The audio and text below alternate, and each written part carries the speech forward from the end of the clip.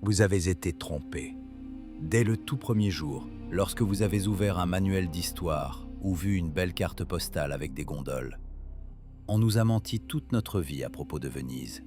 Cette ville n'est pas seulement la capitale romantique du monde ou une merveille de l'architecture médiévale.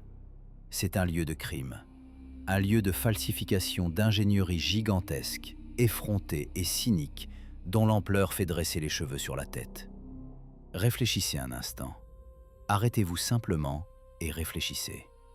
Une ville de pierre pesant des millions de tonnes, des palais de marbre, des cathédrales, des places, des colonnes, tout cela se dresse au milieu d'un marais instable et putride. Sur l'eau. La science officielle nous explique avec un sourire, tout cela repose sur des pieux en bois. Sur du bois. On nous dit que des millions de troncs de mélèze ont été enfoncés dans une boue sale et salée, et que sur ce radeau, une civilisation a été construite. Croyez-vous sérieusement à cela? Mettons de côté les émotions et activons la logique froide et les mathématiques. Les historiens affirment que les pieux ne pourrissent pas depuis 1000 ans, car ils se trouvent dans un environnement anaérobie et auraient soi-disant pétrifié. Retenez ce mot, pétrifié. Cela semble pratique, n'est-ce pas? Mais tout ingénieur, tout biologiste, quiconque a ne serait-ce qu'une fois construit une clôture dans son jardin, vous dira que le bois dans l'eau est de la matière organique. Et la matière organique se décompose. L'eau salée, les bactéries, les micro-organismes, ils ne connaissent pas les décrets des historiens. Mais même si nous admettons un instant ce mythe absurde du mélèze éternel, une question se pose devant nous, qui réduit en poussière toute la chronologie officielle. D'où ont-ils tiré tant de bois? Prenons un seul bâtiment, la basilique Santa Maria della Salute. Les sources officielles écrivent sans gêne. Pour les fondations de cette église, 1 156 657 pieux en bois ont été enfoncés. Pensez à ce chiffre. 1 100 000 troncs. Ce n'est pas seulement un chiffre, c'est une forêt entière.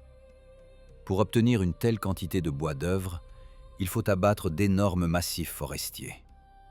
Si l'on considère qu'environ 300 à 400 arbres adultes aptes à la construction poussent sur 1 hectare, alors pour une seule église, il aurait fallu détruire une forêt d'une superficie de près de 3000 hectares. Et maintenant, multipliez cela par toute Venise, par des centaines de palais, des milliers de maisons, des quais, des ponts. Où cette forêt a-t-elle poussé? On nous dit, ils l'ont apportée des Alpes, de Slovénie, de Croatie. Imaginez la logistique du Moyen-Âge. Pas de chemin de fer, pas de camions, pas de grues. Comment transporteriez-vous des millions de tonnes de bois par des routes de montagne jusqu'à la mer? En charrette? Un cheval peut tirer un certain poids. Combien de chevaux faudrait-il? Des milliers? Des dizaines de milliers? Comment les nourrir?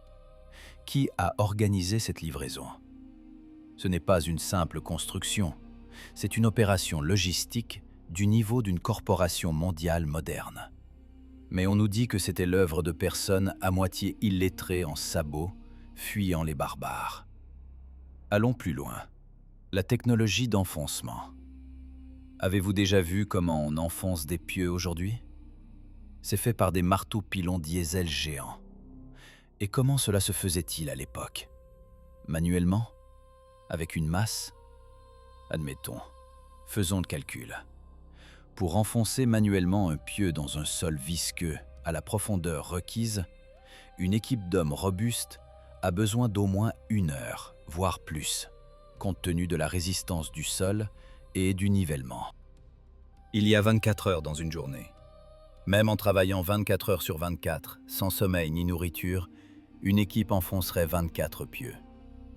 Pour 1 million de pieux, une seule équipe aurait besoin de plus de 114 ans de travail ininterrompu. 114 ans, rien que pour les fondations d'une église. Et il y avait des milliers d'équipes qui travaillaient là-bas. Où vivaient-elles? Sur des radeaux? Où allaient-elles aux toilettes? Où prenaient-elles leur nourriture? Venise est une ville qui, mathématiquement, n'aurait pas pu être construite avec les méthodes et dans les délais qu'on nous donne. On essaie de nous convaincre que des réfugiés de l'Empire romain, fuyant les Huns, se sont enfuis dans un marais et, n'ayant rien d'autre à faire, y ont construit une mégalopole de marbre qui tient depuis 1000 ans. C'est un mensonge. C'est un mensonge éhonté qui cache quelque chose de bien plus terrible. Pourquoi personne ne se pose la question « Pourquoi construire dans un marais, de toute façon ?» Pourquoi se créer de telles difficultés insupportables alors qu'il y a de la terre ferme à côté? La construction sur l'eau coûte des dizaines, des centaines de fois plus cher. C'est un suicide économique. Aucun dirigeant sensé ne gaspillerait des ressources pour créer une île artificielle s'il n'avait pas les technologies pour le faire rapidement et à moindre coût. Et si les pieux avaient toujours été là? Ou si ces pieux n'étaient pas simplement du bois? Des analyses indépendantes récemment menées montrent une étrange structure des matériaux qui composent les fondations de certains bâtiments. Ce n'est pas tout à fait du bois et pas tout à fait de la pierre. Cela ressemble à du béton géopolymère que les anciens savaient fabriquer et dont le secret a été perdu ou délibérément caché. Mais l'histoire officielle s'accroche à la version du Mélèze comme à une bouée de sauvetage. Car si l'on admet que les fondations de Venise sont une pierre artificielle de haute technologie, ou le résultat du travail d'une civilisation complètement différente, tout le château de cartes de la chronologie s'effondrera. Regardez les vieilles gravures et cartes. Venise y apparaît déjà achevée. Il n'y a pas d'image de chantier gigantesque où des milliers de personnes enfoncent des pieux. La ville est simplement là, comme s'il avait fait surface, ou si l'eau était venue à lui. Et c'est ici que nous abordons le plus intéressant. À la théorie qu'on craint de discuter dans les départements universitaires. Et si Venise n'avait pas été construite sur l'eau? Et si Venise était une ville antédiluvienne, qui se tenait sur la terre ferme, mais qu'à la suite d'une catastrophe mondiale, de ce déluge ou de cette inondation de boue, le niveau de l'eau avait monté et que les premiers étages avaient été submergés. Cela explique tout. Et l'absence de forêt que personne n'aurait coupée. Et l'absence de millions d'esclaves avec des marteaux. Et les portes étranges qui mènent directement dans l'eau. Avez-vous remarqué ces portes? Des entrées luxueuses, à moitié submergées, auxquelles on ne peut accéder qu'en bateau. On nous dit, c'est ainsi que cela a été conçu. Sérieusement. Une entrée principale où clapote de l'eau sale et où nagent des rats? Les architectes du passé étaient des esthètes. Ils construisaient en tenant compte du nombre d'or. Ils s'y connaissaient en beauté. Construire une porte d'honneur dans l'eau, c'est un non-sens. C'est un signe que le niveau de l'eau a changé, que la ville a coulé. Nous regardons Venise et y voyons du romantisme, alors que nous devrions y voir une tragédie. Nous voyons les conséquences d'une catastrophe d'ampleur planétaire que l'on nous a cachée en inventant un conte sur des Italiens travailleurs et un Mélèze magique. Mais ce n'est que la pointe de l'iceberg. Si l'on creuse plus profondément dans les rapports d'ingénierie des 19e et 20e siècles, lorsque des restaurations ont été effectuées, des faits qui sont tout simplement inimaginables refont surface. Il s'avère que sous de nombreux bâtiments, il n'y a pas du tout de pieux au sens où on nous l'explique. Il y a des dalles. D'énormes dalles monolithiques dont l'origine est impossible à déterminer. Qui les a coulées? Comment les ont-elles été livrées? Ou bien cette ville a-t-elle été imprimée par une imprimante 3D des dieux? Et nous marchons maintenant sur ces ruines en inventant des explications absurdes? Observez attentivement les étages inférieurs des palais vénitiens. Ouvrez simplement n'importe quelle photo où le bord de l'eau est visible et zoomez sur l'image. Que voyez-vous? Vous voyez des fenêtres qui, à moitié, voire entièrement, disparaissent sous l'eau verte et trouble.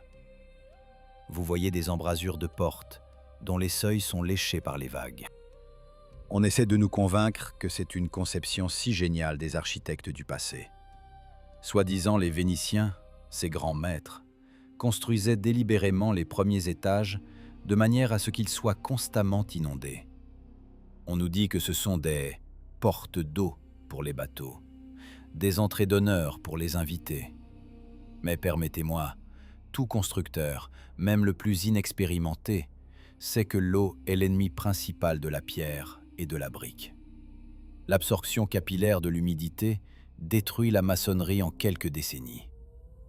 Les architectes anciens étaient-ils si stupides qu'ils concevaient des palais coûtant une fortune avec un mécanisme d'autodestruction planifié? Ou y a-t-il autre chose ici que l'on nous cache? La réponse est sous nos yeux. Ces bâtiments n'ont pas été construits sur l'eau. Ils ont été construits sur la terre ferme. Ce que nous appelons aujourd'hui des canaux, ce sont d'anciennes rues. Des routes pavées ordinaires, où les gens marchaient, les charrettes roulaient et les chevaux galopaient.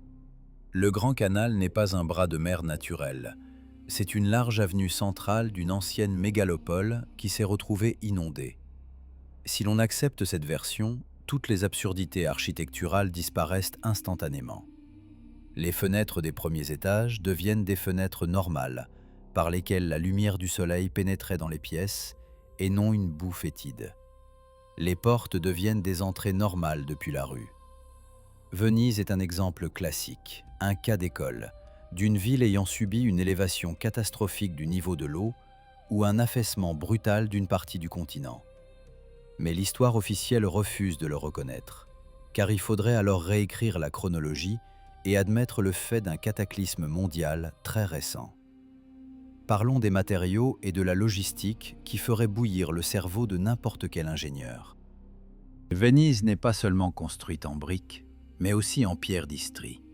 C'est un calcaire dense, incroyablement lourd, qui n'absorbe pratiquement pas l'eau. Il était acheminé d'Istrie, de l'autre rive de l'Adriatique.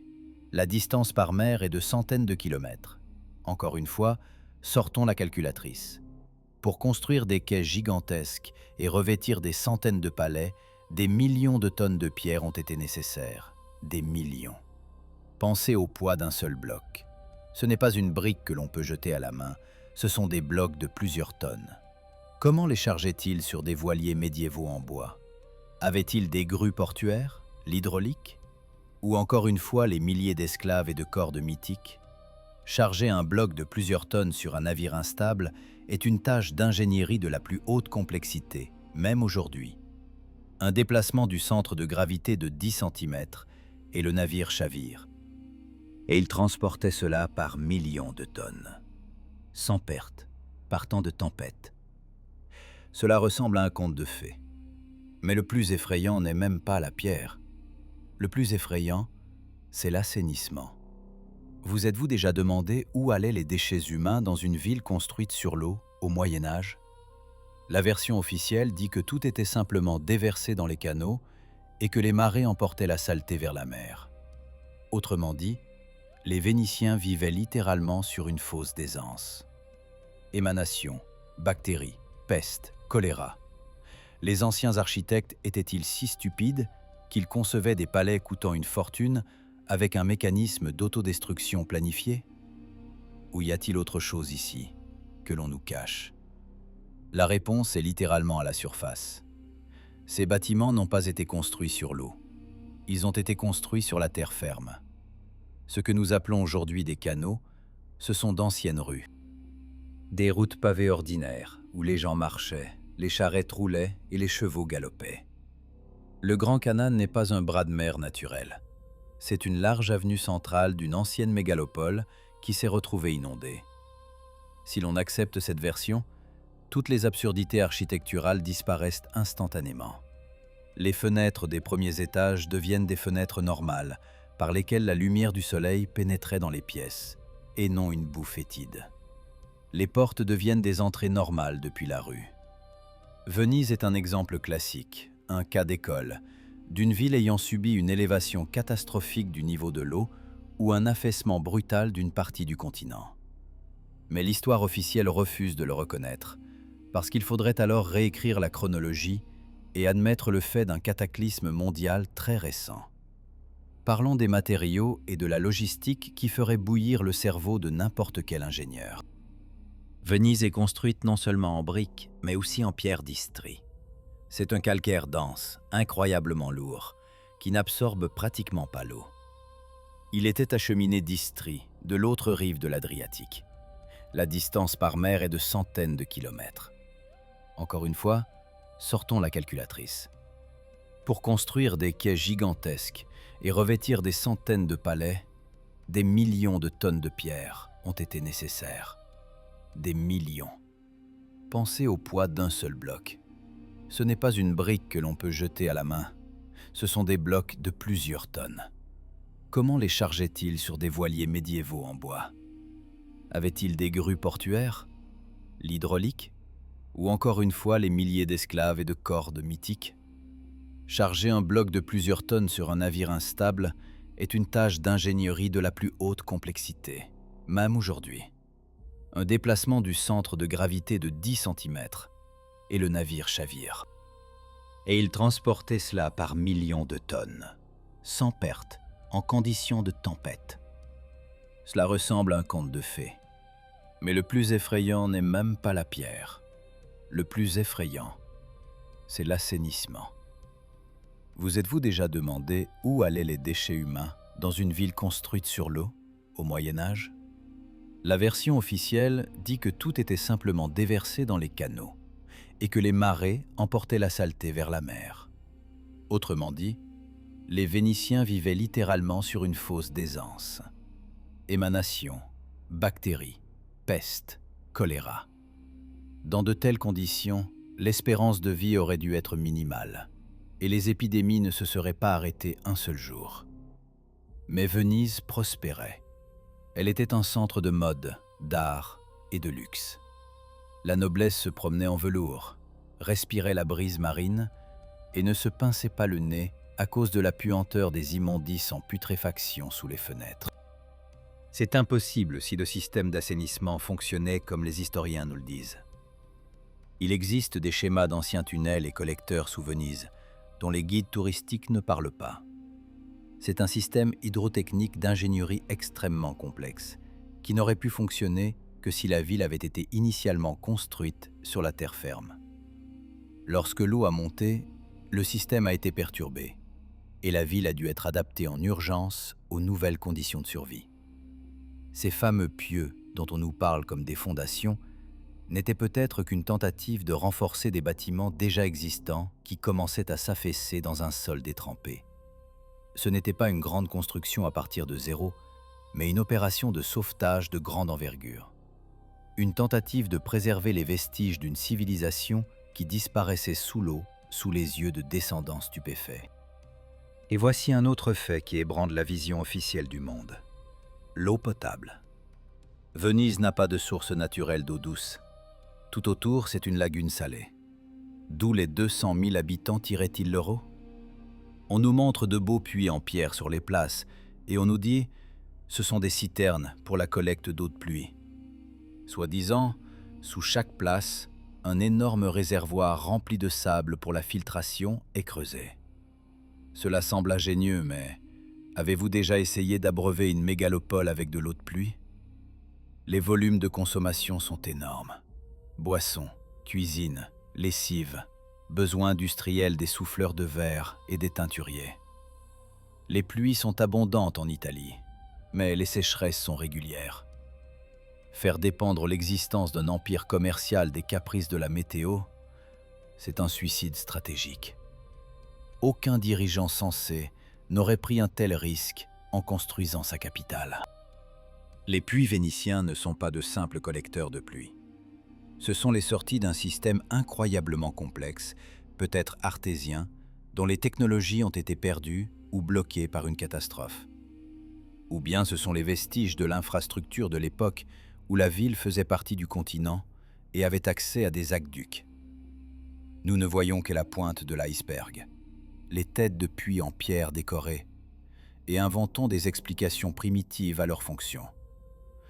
Les scientifiques adorent attribuer tout ce qui est incompréhensible à la collecte d'eau de pluie ou aux structures cultuelles, lorsqu'ils ne peuvent expliquer la véritable fonction technique. Revenons au sol. La géologie de la lagune est une superposition de couches de vase, d'argile et de sable. La couche dure, appelée Caranto, se trouve à des profondeurs variables. Pour qu'un bâtiment tienne des siècles, les pieux doivent s'appuyer sur cette couche dure. Si les pieux ne l'atteignent pas, ils tiennent par frottement. Ce sont des pieux flottants. Pour des palais en pierre lourds, des pieux flottants dans une vase molle sont une garantie de destruction. Les bâtiments auraient dû bouger, se fissurer, s'incliner chaque année. Regardez les bâtiments modernes sur de mauvais sols. Ils craquent de toutes parts, sans une dalle de béton. Et Venise tient. La plupart des lignes verticales sont parfaites. Comment est-ce possible, sans géodésie, sans calcul précis des charges, sans béton armé? On nous parle de mélèze pétrifié. Mais le bois ne se transforme pas en pierre d'un claquement de doigts. S'il était réellement pétrifié, il deviendrait fragile et se briserait à la moindre vibration. Or, le bois ne fonctionne que tant qu'il est élastique. C'est une impasse logique. Soit les pieux ne sont pas en bois, soit les fondations sont conçues d'une manière complètement différente de ce que l'on nous raconte dans les manuels. Détournons-nous de l'eau et regardons les murs. De quoi est construite Venise? Elle est construite en briques, des milliards de briques d'argile cuite. Et ici commence un véritable drame de production que les historiens préfèrent ignorer. Pour produire une brique de qualité qui tiendra des siècles dans un environnement marin agressif, il faut de l'argile, du sable, de l'eau et surtout du feu. Il faut des fours. Des fours industriels géants, maintenant une température proche de 1000 degrés pendant longtemps. Et maintenant, posez-vous une question simple. Où se trouvaient ces briqueteries? Dans une ville en bois, construite sur des pieux au milieu de la mer? Allumer un feu gigantesque dans de telles conditions est une folie. La moindre étincelle au vent, et Venise aurait brûlé jusqu'aux fondations. Donc, la brique était transportée. D'où? Du continent. Encore une fois, activons la logistique. Une brique standard pèse environ 4 kg. La construction d'un modeste palais de 3 étages nécessite environ un demi-million de briques. Cela représente 2000 tonnes de fret, pour une seule maison. Venise compte des milliers de bâtiments. Nous parlons de dizaines, de centaines de millions de tonnes d'argile cuite. Imaginez la flottille qui aurait dû transporter cela. Ce n'est pas une flotte commerciale, c'est un convoyeur continu de barges de fret qui aurait dû fonctionner pendant des siècles, sans s'arrêter une minute. Où sont les restes de ces barges? Où sont les grues portuaires pour le déchargement? Où sont les documents concernant l'achat d'une quantité aussi colossale de carburant pour les fours? Pour cuire une telle quantité d'argile, il aurait fallu brûler toutes les forêts d'Europe 2 fois. Mais on nous dit que tout cela s'est produit de soi-même, silencieusement et discrètement, grâce aux artisans. Mais il y a un endroit à Venise qui défie l'entendement de tout ingénieur moderne, plus encore que les briques. C'est l'Arsenal. L'Arsenal de Venise. Officiellement, c'est la première usine du monde.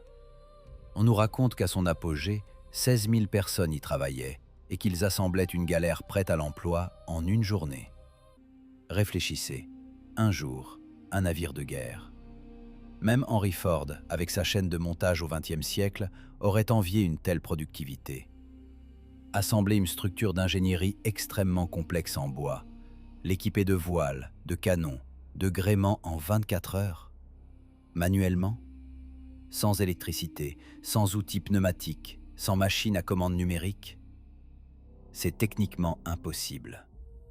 Soit l'Arsenal utilisait des technologies qu'il nous est interdit de connaître, soit ces navires n'étaient pas construits, mais récupérés prêts à l'emploi de quelque part. Il existe des témoignages selon lesquels l'Arsenal possédait des mécanismes ne fonctionnant pas à la force musculaire. Et si l'Arsenal de Venise n'était pas un chantier naval, mais une base de réparation pour des équipements laissés par une civilisation précédente, plus développée?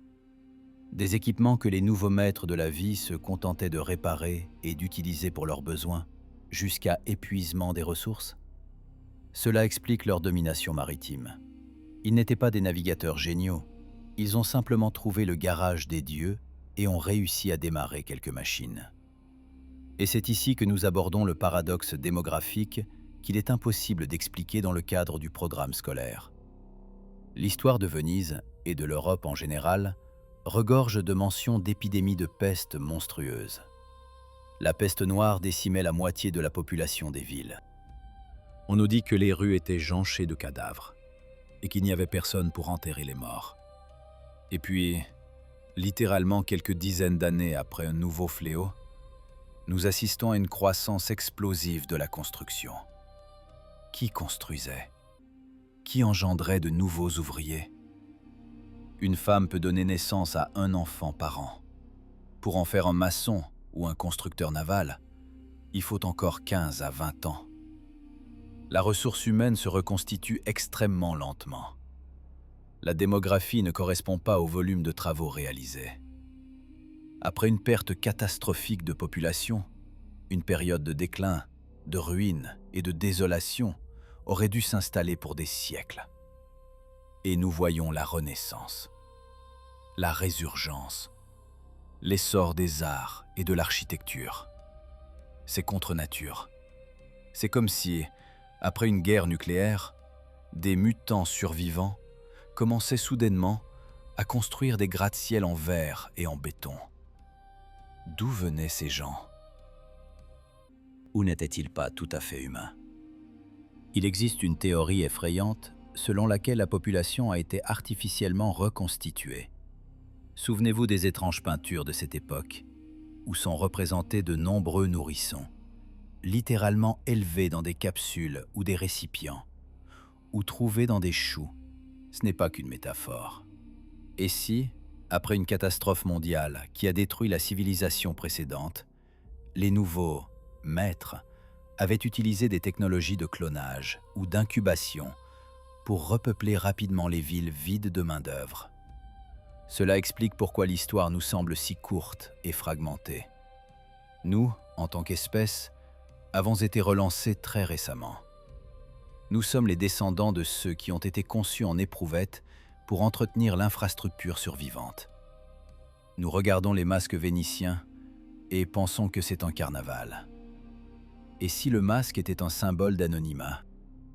Un symbole de l'absence d'histoire, de mémoire, de personnalité sous celui-ci.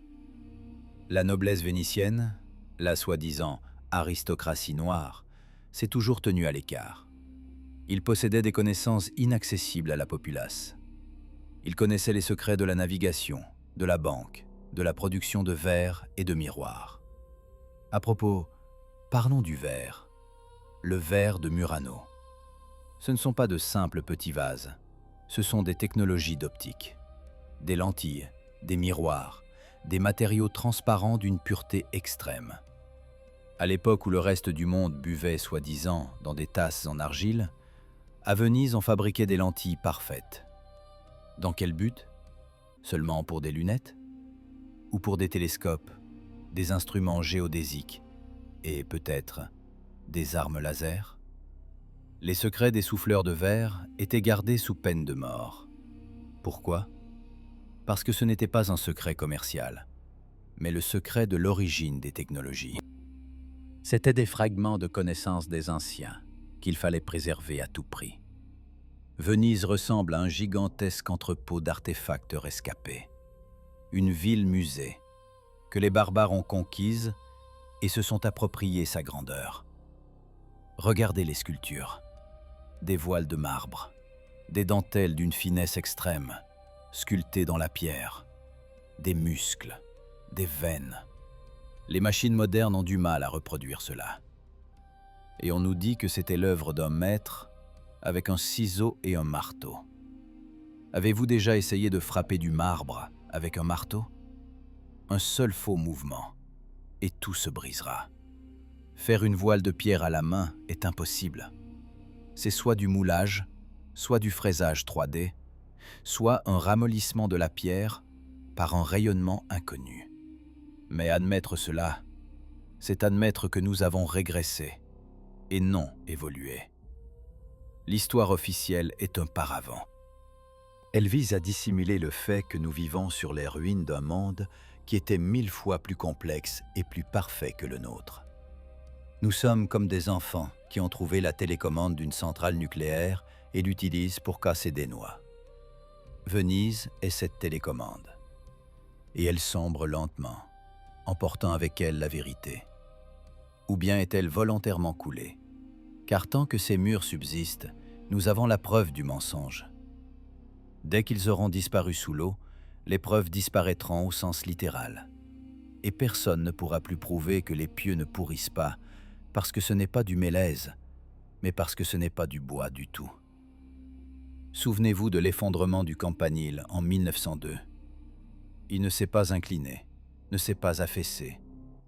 Il s'est replié sur lui-même, proprement, verticalement, comme lors d'une démolition contrôlée, se transformant en une montagne de poussière de briques.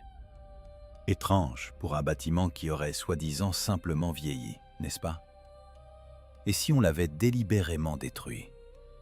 Et si l'on avait découvert à l'intérieur des dispositifs dont on ne pouvait expliquer le fonctionnement, ou que l'on voulait cacher?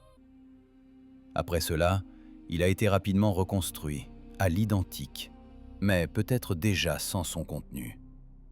Nous ne voyons qu'une enveloppe vide, un culte cargo. Nous imitons la forme, mais avons perdu l'essence. Nous faisons sonner les cloches là où résonnait autrefois une énergie capable de faire léviter des pierres. Et ce principe d'imitation est visible partout. Regardez la sculpture du lion ailé sur la place. C'est le symbole de Venise. Officiellement, il s'agit d'une coulée de bronze médiévale. Mais lorsque la statue a été envoyée en restauration et qu'une analyse spectrale a été effectuée, les scientifiques ont été déconcertés. La composition de l'habillage s'est avérée incroyablement complexe, avec des impuretés difficiles à obtenir même dans les fours à vide modernes. De plus, la stylistique du lion ne correspond absolument pas à l'art européen de cette époque.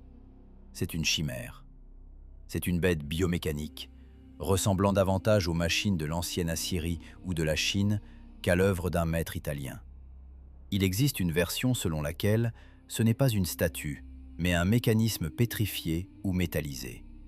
Un ancien robot, un gardien, trouvé dans les ruines et érigé sur une colonne comme un trophée en lui inventant le nom d'un saint. Ne vous trouble-t-il pas que Venise entière soit parsemée de symboles que nous qualifions de mythiques? Dragons, griffons, étranges hybrides d'hommes et d'animaux. Nous considérons cela comme la fantaisie d'artistes. Et si c'était de la documentation? Si avant la catastrophe, avant que le monde ne soit recouvert par une vague de boue et d'eau, le génie génétique était monnaie courante.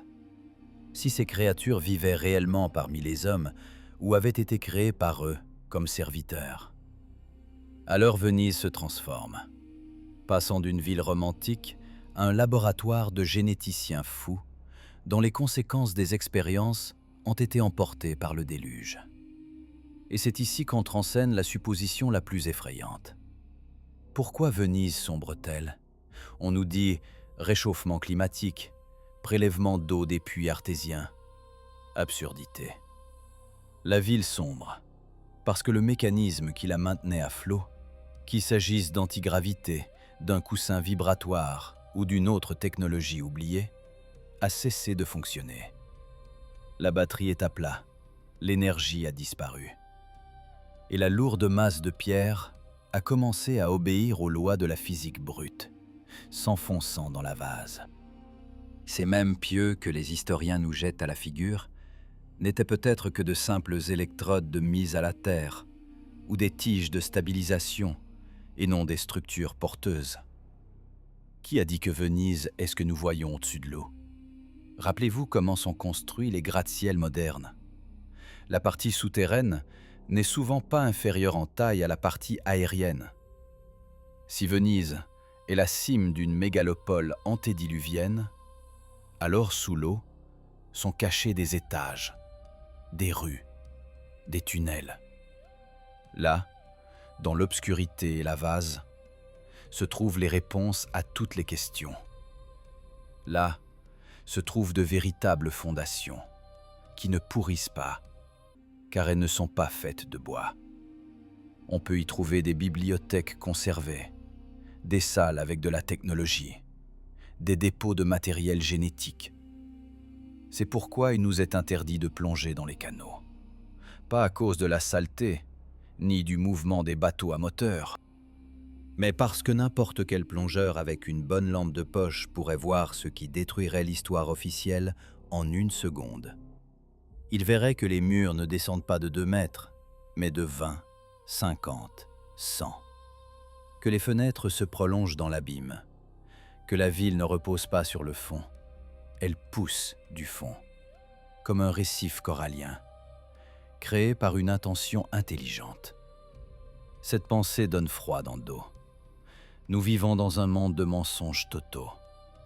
On nous a convaincus que nous sommes le sommet de l'évolution, que nous volons dans l'espace et avons créé l'iPhone. Mais nous ne pouvons même pas reproduire la maçonnerie qui aurait été réalisée à Venise au XIIIe siècle. Nous ne pouvons pas créer une brique qui résisterait 500 ans dans l'eau salée sans se désagréger en sable. Nous avons dégénéré. Nous sommes des sauvages qui se sont installés dans un palais abandonné et brûlent le parquet pour se réchauffer. Nous regardons Venise et pensons aux mascarades de Casanova, alors que nous devrions penser à ceux qui ont vécu ici avant nous. Qui étaient ces géants de la pensée, capables de transformer un marais en paradis? Et où sont-ils passés? Ils ont été effacés, détruits, et leurs maisons ont été peuplées par nous, de petites personnes obéissantes avec une mémoire courte. On nous a donné une fausse chronologie, inventé des contes sur des pieux de Mélèze, sur des réfugiés des Huns, sur le grand commerce des épices. Tout cela pour que nous ne posions pas la question principale: à qui appartient réellement cette ville? Et s'ils ont pu construire une telle chose, qui a alors anéanti leur civilisation? Cet ennemi, cette force qui a orchestré la réinitialisation globale, elle n'a pas disparu. Elle est ici. Elle nous observe à travers les caméras des touristes. Elle veille à ce que nous ne creusions pas trop profondément. Elle s'assure que les restaurateurs bouchent avec du ciment les joints, réalisés selon des technologies inconnues, et remplacent la pierre éternelle par de la pacotille bon marché. La substitution a lieu chaque jour. La Venise originale disparaît, se dissout, est remplacée par du papier mâché. Bientôt, il n'en restera qu'une carte postale. Et alors, il sera déjà impossible de prouver la vérité.